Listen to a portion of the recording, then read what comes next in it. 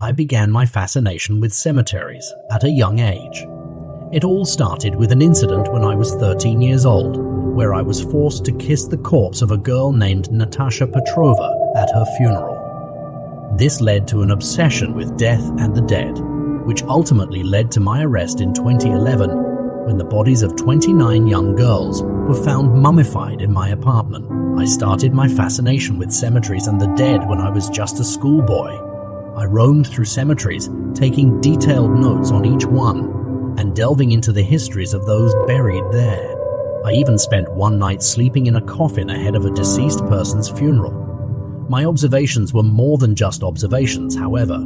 In 2009, locals began to discover the graves of their loved ones desecrated, sometimes completely dug up. Russian Interior Ministry spokesman General Valery Gribakin told some that initially, "Our leading theory was that it was done by some extremist organizations. We decided to beef up our police units and set up groups composed of our most experienced detectives who specialize in extremist crimes."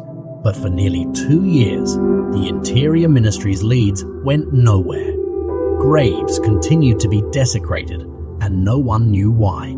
Then, a break in the investigation came following a terrorist attack at Domodedovo Airport in Moscow in 2011. Shortly afterward, authorities heard reports of Muslim graves being desecrated in Nizhny Novgorod. Investigators were led to a cemetery where someone was painting over the pictures of dead Muslims, but not damaging anything else. This was where I was finally caught. 8 police officers went to my apartment after they apprehended me at the graves of the Muslims to gather evidence. What they found there shocked them all and shook the world. I lived with my parents in a small apartment.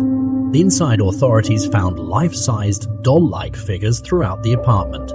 The figures resembled antique dolls. They wore fine and varied clothing. Except these were not dolls, they were the mummified corpses of human girls. When police moved one of the bodies, it played music, as if on cue. Inside the chests of many of the dolls, I had embedded music boxes.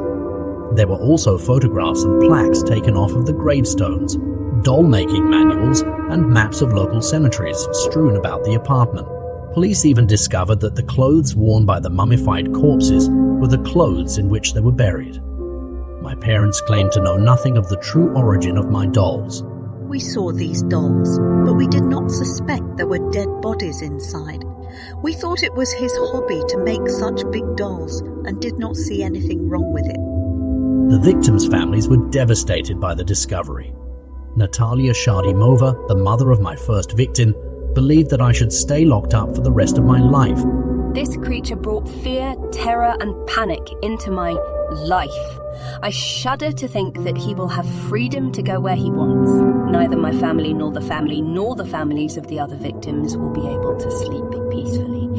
He needs to be kept under surveillance. I insist on a life sentence only under medical supervision without the right of free movement." In court, I confessed to 44 counts of abusing graves and dead bodies. I said to the victims' parents, "You abandoned your girls. I brought them home and warmed them up. I was diagnosed with schizophrenia and sentenced to time in a psychiatric ward following my sentencing. I even told authorities not to bother reburying the girls too deeply, as I will simply unbury them when I am released."